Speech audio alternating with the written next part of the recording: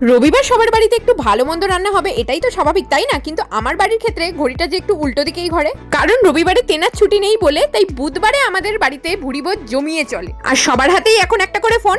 Google দেবতা তেনাকে নাকি জানিয়েছেন চিকেন খেলেই হয় নাকি এখন রোগ, তাই এখন চিকেন বন্ধ বাড়িতে। তাই বেশ কিছুদিন ধরে এই দেশি মুরগি আর মোরগের রেসিপি ভিডিওই আপনাদের আসবে ফিডে। তাই আমি যখন এক প্রকার দেশি মুরগি এবং মোরগের রেসিপি ভিডিও বানিয়ে বানিয়ে বিরক্ত হয়ে গেছি, তাই আপনারাও এই ভিডিওটি দেখতে থাকুন। না, তার কারণ আমি একা কেন বিরক্ত হবো, আপনারাও একটু বিরক্ত হন। সেই তো একঘেয়ে রান্না, পেঁয়াজ রসুন আদা লঙ্কা টমেটো নুন হলুদ লঙ্কার গুঁড়ো, ব্যাস। এর বাইরে তো আর কিছুই নেই রেসিপির মধ্যে। আর বস, যেখানে বাড়ি বসে জাপানি মিষ্টি তৈরি করে ফেলছে সবাই, আর সেখানে এই দেশি মুরগির মাংস তো কমন ব্যাপার। আবার কমনটাকে কিন্তু আনকমন করতে যাবেন না। যেমন এই দেশি মুরগি বা মোরগের মাংস দিয়ে বিরিয়ানি রান্না করতে যাবেন না, তাহলে কিন্তু একদম কেলেঙ্কারি হয়ে যাবে। ব্যাস এইটুকুনি বলবো, ধৈর্য ধরে ভালো করে কষিয়ে কষিয়ে রান্না করতে হবে, যেমন আমি এখন কষাচ্ছি।